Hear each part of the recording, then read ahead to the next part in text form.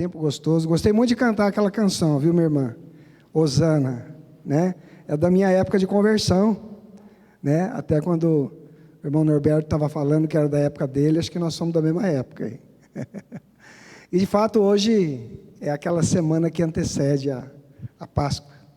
Aquele momento que Jesus entra na cidade de Jerusalém e as pessoas começam a aplaudir, começam a colocar suas vestes, lançam folhas de palmeira ali no chão, e eles pronunciam Hosana, Hosana, Hosana, que em hebraico é uma junção de duas palavras, Roché e Aná, que significa salva, liberta e faça isso já.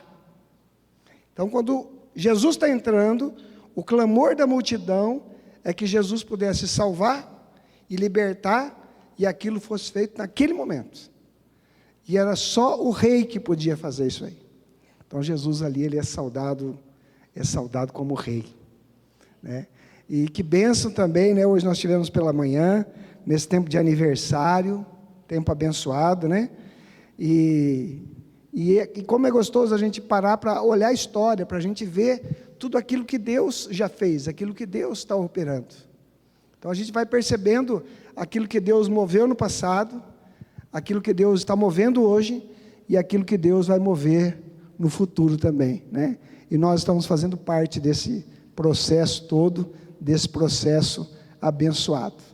E eu quero convidar você, querido, querida, a abrir a sua Bíblia, em Êxodo, no capítulo de número 12, nós vamos falar rapidamente alguma coisa que nós comentamos de manhã, e vamos para uma sequência daquela palavra que a gente conversou um pouquinho de manhã. O texto de Êxodo, capítulo 12, é um texto onde o Senhor, ele dá direção para Moisés e vão instituir a Páscoa.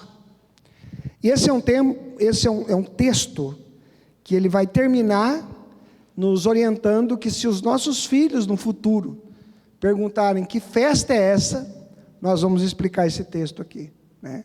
A festa da Páscoa do Senhor. Em Êxodo capítulo 12, no versículo 1 disse o Senhor a Moisés e Arão na terra do Egito: este mês vos será o principal dos meses, será o primeiro mês do ano. Falai à congregação de Israel, dizendo: aos 10 desse mês, cada um tomará para si um cordeiro, segundo a casa dos seus pais, um cordeiro para cada família. Mas se a família for pequena para o cordeiro, então convidará ele o seu vizinho mais próximo, conforme o número de almas, conforme o que cada um puder comer, e por ali calculareis quanto bastem para o cordeiro. O verso 5: o cordeiro será sem defeito, macho de 1 ano. Podereis tomar um cordeiro ou um cabrito. E guardareis até o 14º dia do mês, e todo o ajuntamento da congregação de Israel o imolará no crepúsculo da tarde. Tomarão do sangue e o porão em ambas as ombreiras, na verga da porta, nas casas em que comerem. Naquela noite comerão a carne assada no fogo, com pães asmos e ervas amargas a comerão. Não comereis do animal nada cru, nem cozido em água, porém assado ao fogo. Cabeças, pernas e a fressura, nada deixareis dele até pela manhã. O que, porém, ficar pela manhã, queimá-lo-ei. Dessa maneira o comereis: lombos cingidos, sandálias nos pés, cajado na mão, comê-lo-ei à pressa, é a Páscoa do Senhor. Naquela noite passarei pela terra do Egito, ferirei na terra do Egito todos os primogênitos, desde os homens até os animais. Executarei o meu juízo sobre os deuses do Egito, eu sou o Senhor. O sangue vos será por sinal nas casas em que vocês estiverem. Quando eu vir o sangue, passarei por cima de vós, e não haverá entre vós praga destruidora quando eu ferir a terra do Egito. Esse dia vos será memorial, e celebrareis como solenidade ao Senhor. Nas vossas gerações celebrareis por estatuto perpétuo. O verso 27 e o 28 que eu disse, o 26 também, perdão. Quando vossos filhos vos perguntarem: que rito é esse? Respondereis: é a festa da Páscoa, o sacrifício de Páscoa ao Senhor, que passou por cima das casas dos filhos de Israel no Egito, quando feriu os egípcios e os livrou das nossas casas. Então o povo se inclinou e adorou. E foram os filhos de Israel e fizeram isso, conforme o Senhor ordenara a Moisés e Arão, assim fizeram. Se você puder deixar sua Bíblia aberta, o seu celular, acompanhar, né? Mas antes, coloque a sua mão no coração. Eu quero convidar você a fazer comigo uma oração. Amém? Repita comigo: Espírito Santo, traz ao meu coração, a minha vida, aquilo que eu preciso. Eu quero ouvir a tua voz, guardar a tua palavra e obedecê-la, para a glória do Senhor. Amém. Glória a Deus. Amados, esse texto aqui tem alguns pontos, na verdade todo esse texto, ele aponta para Jesus. Quando eu e você lemos o Antigo Testamento está apontando para Jesus. O segundo momento, que os evangelhos vão trabalhar de uma forma muito intensa, vai ser a questão do nascimento sobrenatural do Senhor Jesus. E os evangelistas depois vão falar sobre a vida de Jesus. Os momentos mais importantes da caminhada de Jesus são relatados no Evangelho. De uma maneira especial, Lucas é o único evangelista que trabalha a infância de Jesus, que ele teve na Galileia, e o ministério de Jesus também, que ele teve na Judeia. Então Lucas ele tem esse detalhe, e como a gente comentou, né, pela manhã, o texto que vai apontar, esse que nós estamos lendo aqui, sobre a ressurreição do Senhor, todos os evangelistas trabalham de uma maneira muito forte. Então eu quero que você acompanhe comigo algumas expressões que tem aqui nesse texto de Êxodo 12. Primeiro, para esse sacrifício era necessário um cordeiro sem defeito, macho de 1 ano, que seria ali abatido. Quando João Batista, ele olha para Jesus, qual que é a frase que João Batista fala mesmo? Vamos trazer a memória. João Batista diz o quê? Repita comigo: eis o Cordeiro de Deus que tira o pecado do mundo. No dia seguinte, João Batista reencontra Jesus, ele vai afirmar novamente esta mesma frase: este aí é o Cordeiro de Deus que tira o pecado do mundo. Um outro ponto que a gente olha nesse texto, que está no versículo 7, é que após o abatimento desse cordeiro, tomarão o sangue e o porão nas ombreiras da porta, né?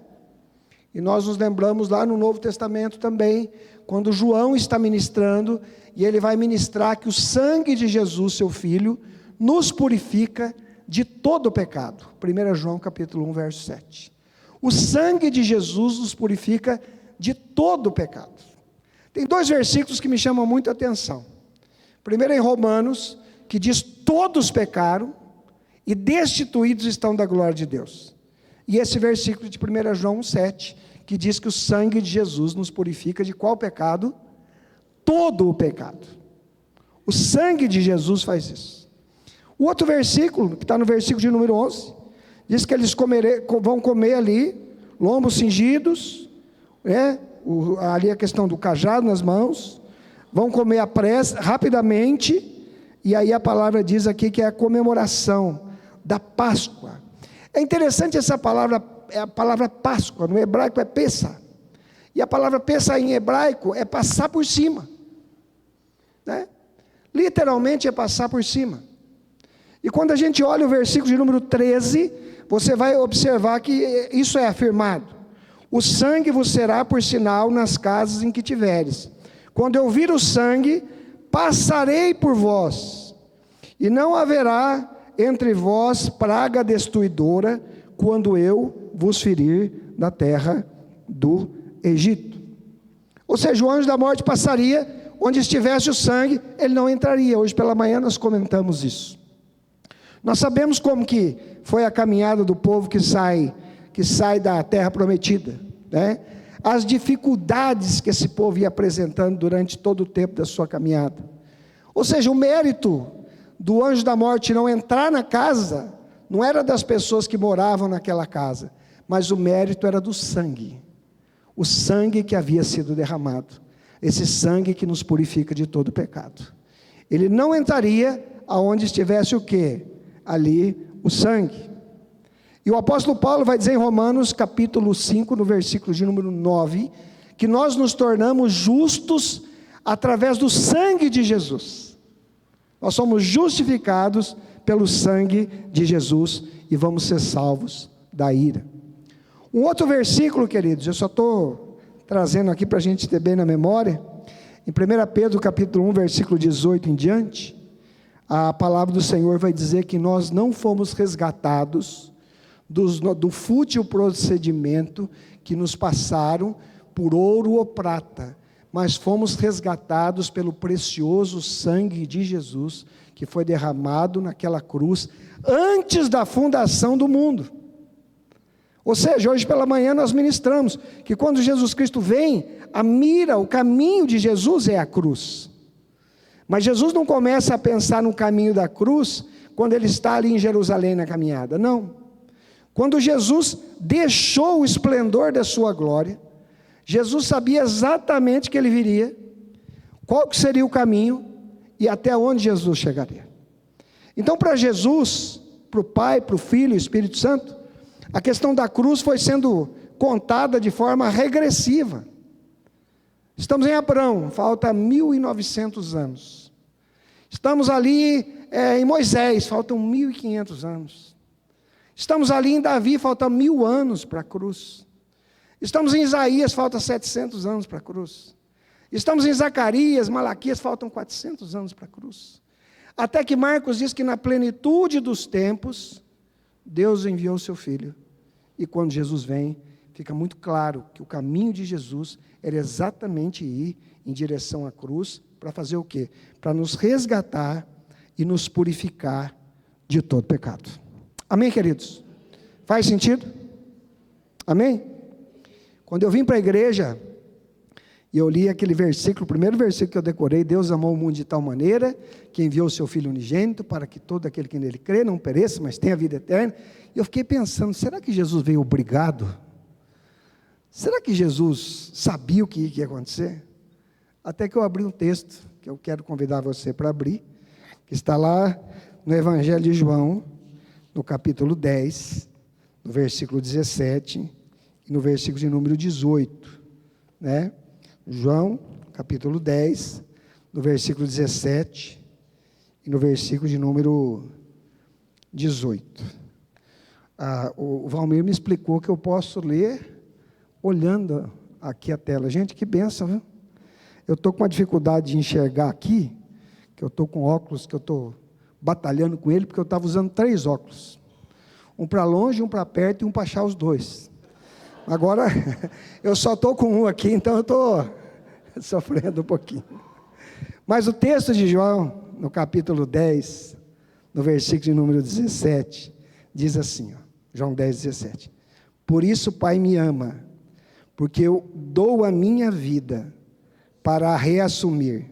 Ninguém a tira de mim. Pelo contrário, eu espontaneamente a dou. Tenho autoridade para entregar e também para reavê-la. Esse mandato eu recebi do meu Pai. Quando eu li esse texto, eu fiquei imaginando, meu Deus, Jesus sabia exatamente o que ele veio fazer. E por amor de nós, ele foi até onde? Foi até a cruz. E ali naquela cruz, o Senhor venceu e venceu a morte.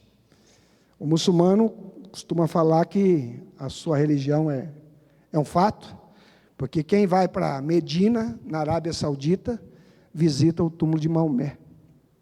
E o cristão vai dizer que vai para Jerusalém e vai visitar o túmulo vazio do nosso Senhor Jesus. Porque o cristianismo não cultua um defunto, mas glorifica alguém que está vivo. Amém, querido? Esse é o nosso Senhor. E quando na igreja primitiva as pessoas começavam a caminhar, e a gente vai trazer à memória qual que era a pregação base dos primeiros apóstolos ali, dos discípulos, era uma palavra de arrependimento, e uma palavra sobre a ressurreição de Cristo. Ao ponto, por exemplo, do apóstolo Paulo dizer em 1 Coríntios 15, 19, se a nossa esperança em Cristo está apenas nessa vida, nós somos os mais infelizes de todos os homens. Porque estava muito claro assim a questão da ressurreição do Senhor Jesus Cristo. E na igreja primitiva alguém chegava e dizia para o outro, Cristo ressuscitou. E outro dizia, verdadeiramente, Jesus Cristo, ele ressuscitou. E quando a gente vai, amada, acompanhar a palavra, eu não vou ler todos os textos, né? Eu vou trazer aqui alguns momentos na palavra, que está lá no Evangelho de João, e eu tenho certeza que você vai estar lembrando de cada um desses momentos, porque na caminhada do Senhor Jesus, cada encontro que Jesus teve, cada pessoa que Jesus ministrou, cada situação que Jesus passou, ia ficando muito claro o ministério, a caminhada, a vida de Jesus. Por exemplo, quando eu e você abrimos, você não precisa abrir, mas em João, no capítulo 1, a gente vai ver o que o Senhor Jesus Cristo vem fazer, né? Quando a palavra do Senhor diz que todos que receberam Jesus, Deus lhes deu o direito de se tornarem o quê? Filhos de Deus. Ou seja, nós não somos filhos de Deus simplesmente pelo nascimento, só pela questão congênita, mas nós nos tornamos filhos de Deus através do Senhor Jesus. Então Jesus Cristo já faz isso, nos tira da posição de criaturas e nos coloca como filhos de Deus. Amém, querido? A segunda coisa que a gente vai percebendo lá no Evangelho, não no capítulo 1, mas no 2º capítulo, que Jesus Cristo chega em um casamento e Ele transforma a água em vinho. Eu não vou ler todo o texto, porque eu tenho certeza que todos os irmãos e irmãs conhecem, mas é o primeiro milagre que Jesus faz em Canaã da Galileia. O que me chama a atenção naquele texto é a gente achar que todas as coisas estão preparadas e as coisas estão sob o nosso controle, que é o que aconteceu ali naquela festa de casamento, pastor. Foi o que aconteceu ali. As festas costumavam durar vários dias. E quando você faz uma festa, ou quando você convida alguém para jantar, para almoçar, qual que é a sua maior preocupação? Pergunta para a pessoa que está ao seu lado. Qual que é a maior preocupação dela quando ela convida alguém para comer em casa, ou vai fazer uma festa? Vamos conversar. Pode perguntar aí. Qual que é a maior preocupação? Vamos lá, gente. Alguém vai falar? Qual que é a maior preocupação, irmã? Se a comida é boa. Quero fazer um convite para vocês almoçar na casa do pastor Fábio. O pastor Fábio fez hoje um almoço aí, um assado maravilhoso, né? Mas quem que se preocupa com a quantidade de pessoas que tem, e na hora de cozinhar faz aquela comida para um batalhão? Acontece com alguém isso aí não? E aí depois você fica a semana toda... vai ficando ali, ó. Vai ficando ali. Mas nesse casamento eles tiveram uma preocupação. Só que toda a preocupação não foi suficiente. Todo o preparo não foi suficiente. Eles queriam que a festa durasse vários dias, mas não foi suficiente. Assim como na nossa vida, algumas coisas acontecem e nós não estamos preparados. Por mais que você leve um enxoval para um casamento, tenha todas as coisas arrumadas, algumas coisas vão acontecer e você não está prevendo. Porque essas coisas acontecem. As dificuldades surgem. Como aconteceu nessa festa de casamento, que as pessoas que estavam ali não queriam que a festa acabasse, que a alegria fosse embora. Mas em um determinado momento isso aconteceu. E aí acontece uma coisa tremenda, que quando Jesus é convidado para estar naquele casamento, o milagre ali aconteceu. Isso acontece nas nossas vidas. Quando tudo aquilo que nós preparamos não é suficiente, com aquele amor que nós achamos que nós vamos conseguir manter todas as coisas, quando isso a gente olha e fala assim, pelas nossas forças não dá. Eu me lembro de um cantor chamado Nelson Ned, que ele tinha um texto, que ele começava dizendo assim: o ser humano não tem a capacidade de fazer o outro feliz. Ele começava assim. Porque é só Deus, que Deus é amor, que pode encher o nosso coração e a gente poder amar conforme Jesus quer que a gente ame. Então, quando a gente percebe que as reservas naturais nossas estão acabando, nós podemos tentar resolver sozinhos. Mas se Jesus estiver presente, o milagre vai acontecer. Amém, querido? E esse é um texto que vai mostrando em João. Jesus ali presente. Há um outro momento também, em João capítulo 3, que que o nosso irmão já pregou aqui, obrigado pela palavra, meu irmão, sobre o novo nascimento. Na Bíblia árabe, nascer de cima, nascer do alto, experimentar da natureza de Deus, experimentar da natureza divina. Isso nós não conseguimos com o nosso intelecto, nós não conseguimos com a nossa força, e o exemplo de fato é Nicodemos. Alguém versado ali no judaísmo, mas que não conseguia perceber que estava na frente de Jesus, o próprio Messias, em quem o judaísmo estava esperando em todo o Antigo Testamento, mas ele não consegue perceber quem é Jesus. Talvez um dos pontos mais fortes do novo nascimento, né, pastor? É que a gente começa a saber quem é Jesus, a gente começa a perceber quem é Jesus, e nós começamos a ter no nosso coração o desejo de estar com o Senhor, começamos a ter a consciência da prestação de contas. Por quê? Porque quando o Senhor vem, nós começamos a participar da natureza dele. E o apóstolo Paulo vai explicar, né, que o homem natural, ele não consegue discernir as coisas do Espírito, mas o homem espiritual, ele consegue discernir as coisas do Senhor. E Jesus faz isso daí na nossa vida. Há uma outra coisa que o Senhor Jesus Cristo faz, que está lá em João no capítulo 4, que Jesus Cristo trabalha sobre aquilo que a gente podia chamar de essência da adoração, em que o Senhor não vai ouvir todas as nossas palavras, mas o Senhor vai ouvir primeiramente a intenção do nosso coração. Quando o texto fala, né, que Deus procura verdadeiros o quê? Adoradores, que o adorem de que maneira? Em espírito e em verdade, né? Quando nós louvamos, adoramos, eu entendo que o Senhor escuta primeiro aqui o nosso coração. É igual a questão da oferta. Quando você vai para Gênesis, no capítulo de número 4, fala dos filhos ali que chegam para levar uma oferta ao Senhor. E a Bíblia fala de Caim, que leva a oferta, e fala de Abel. E a Bíblia diz assim: agradou-se o Senhor de Abel e de sua oferta.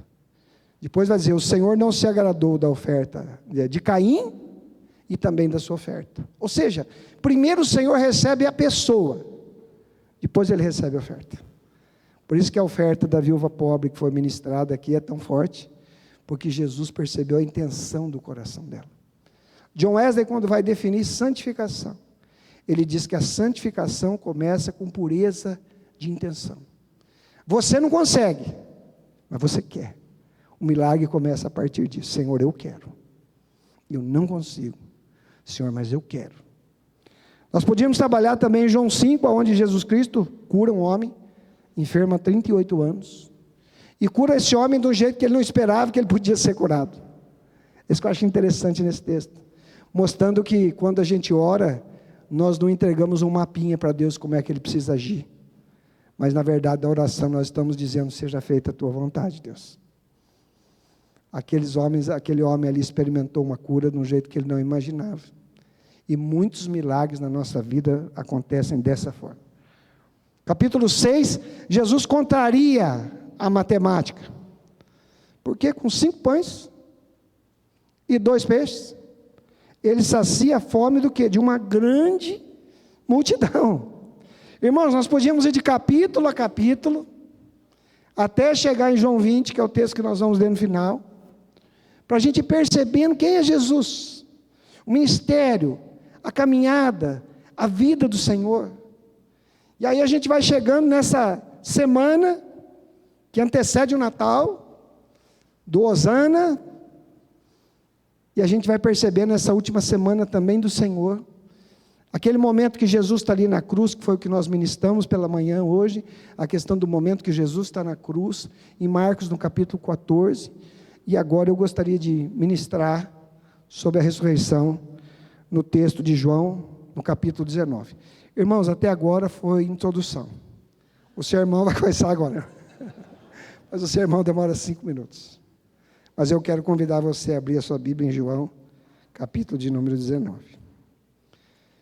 João 19 é aquele texto em que vai falar sobre a crucificação, do versículo 17. Depois vai falar com relação os soldados lançando sorte para as roupas de Jesus. No verso 28, vai falar aqui sobre a questão da morte de Jesus. O soldado ali depois, com a lança, né? Com a lança ali, ele abrindo o lado de Jesus. Mas eu quero que você observe o versículo de número 38 aqui. A palavra do Senhor diz no versículo 38, depois disso, José de Arimateia, que era um discípulo de Jesus, ainda que ocultamente, com receio, com medo dos judeus, pediu, né, para Pilatos, para tirar o corpo de Jesus. Pilatos permitiu. Então, foi José de Arimateia, retirou o corpo de Jesus, e também Nicodemos, eu acho que ele aprendeu essa lição aqui, né, que ele aparece aqui agora. Aquele que anteriormente viera a ter com Jesus à noite, foi, e levando cerca de 100 libras de um composto de mirra e aloé, tomaram, pois, o corpo de Jesus, o envolveram em lençóis, com os aromas, como é de uso dos judeus, e para preparar a sepultura. Verso 41, no lugar onde Jesus fora crucificado, havia um jardim, e neste, um sepulcro novo, o qual ninguém havia sido posto. Ali, por causa da preparação dos judeus, por estar perto do túmulo, depositaram ali o corpo de Jesus. Eu acho interessante essa palavra de João, porque se o pecado e a morte entraram por um jardim, a vitória sobre o pecado e sobre a morte também aconteceram em outro jardim, que é o que o texto está dizendo aqui. Da mesma forma que Paulo vai ministrar, se por um só homem entrou o pecado, por um outro homem vai entrar o quê? A graça e a misericórdia do Senhor. E no capítulo de número 20, aqui, queridos, é aquela manhã tremenda da ressurreição do Senhor. Eu não canso de ler o texto, vou ler aqui uma parte dele. No primeiro dia da semana, Maria Madalena foi ao sepulcro de madrugada, sendo ainda escuro, e viu que a pedra estava revolvida. Correu, foi ter com Simão Pedro e com outro discípulo, a quem Jesus amava, e disse: tiraram do sepulcro o meu Senhor, e não sabemos onde puseram. E aqui continua tendo uma narrativa. Ambos correram juntos, no verso 4, mas o outro discípulo correu mais depressa do que Pedro, e chegou o primeiro no sepulcro, e abaixando viu os lençóis de linho, todavia não entrou. No verso 6, então Simão Pedro seguiu, chegou e entrou nos sepulcros, e ele também viu ali os lençóis. E o lenço que estivera sobre a cabeça de Jesus, que não estava com os lençóis, mas estava deixado em um lugar à parte, né?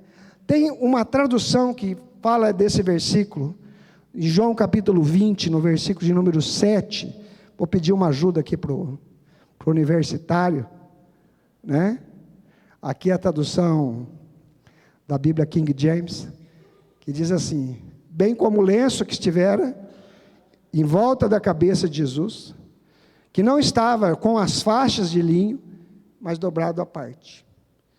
Parece um detalhe muito simples, mas quando a gente começa a observar esse texto, João faz questão de dizer: olha, havia uns lençóis ali, mas o pano que estava sobre o rosto de Jesus tinha sido colocado em um lugar à parte. Na versão King James, na NVI, vai dizer assim que esse lenço estava dobrado, ele estava colocado ali do lado. Aqui dentro da tradição judaica, havia um costume, que quando o patrão, quando o chefe, ele estava ceando, os servos estavam olhando para ver como é que funcionava, como é que estava, se faltava água, se faltava alguma bebida, comida, eles ficavam observando. E quando a refeição, quando se terminava a refeição, e aquele patrão, aquele chefe, aquele senhor, ele não quisesse comer mais, ele amassava aquele lenço, deixava misturado no meio das coisas, deixava largado ali. Mas se ele continuasse a refeição, se ele saísse e falar: vou tomar água, ou melhor, vou no banheiro, vou fazer uma coisa, vou fazer outra, vou atender alguém, se ele fosse voltar para a mesa, ele deixava o lenço dobrado, que era uma promessa que ele ia voltar. E João faz questão de dizer: os lençóis estavam ali e o lenço estava dobrado. O que Jesus estava querendo dizer? Que ele vai voltar.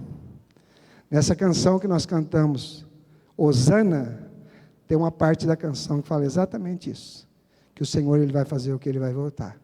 E João faz questão de lembrar isso aí. Jesus falou sobre isso, Jesus deixa isso. Esse detalhe não passa desapercebido, por quê? Porque o Senhor prometeu que ele viria. A promessa do Antigo Testamento que o Messias viria e veio. Jesus, no ministério todo dele, apontando para a cruz, Jesus Cristo foi para aquela cruz. A promessa que ele venceria a morte também foi cumprida. E a essa promessa, amado, que nós aguardamos ainda, que o nosso Senhor, ele vai voltar. Ele vai voltar. Ou ele volta, ou de repente nós chegamos primeiro no encontro. Você concorda comigo ou não? Mas ou uma coisa ou outra, nós precisamos estar preparados com o Senhor. Amado, e só para a gente fechar esse texto aqui, no versículo de número 11, diz: Maria, entretanto, permanecia junto à entrada do túmulo, chorando, e enquanto chorava, baixou-se e olhou para dentro do túmulo, e viu 2 anjos vestidos de branco, sentados onde o corpo de Jesus fora posto, um à cabeceira e outro aos pés. Então lhes perguntaram: mulher, por que choras? E ela respondeu: porque levaram o meu Senhor e não sei onde o puseram. Tendo dito isso, voltou-se para trás e viu Jesus em pé, mas não reconheceu que era Jesus. Fico imaginando outra pessoa que não reconhece que é Jesus, mas eu imagino que ela não reconheceu Jesus porque ela estava chorando, com lágrimas nos olhos aqui. Aí Jesus pergunta: mulher, por que choras? O que procura? E ela, supondo ser o jardineiro, ela vai dizer: por que tiraste? Aí Jesus vai falar o nome dela, Maria, e ela vai dizer assim: Raboni, que quer dizer mestre. É interessante, amado, aqui, que Jesus Cristo, quando ele ressuscita, Jesus podia ter ido falar com Pilatos, falar: cara, você fez a coisa errada. Podia falar com os soldados que o crucificaram: vocês mexeram com quem vocês não deveriam ter mexido. Podia ter chamado o sinédrio inteiro e ter dado aquela lixada em todo mundo ali, mas não.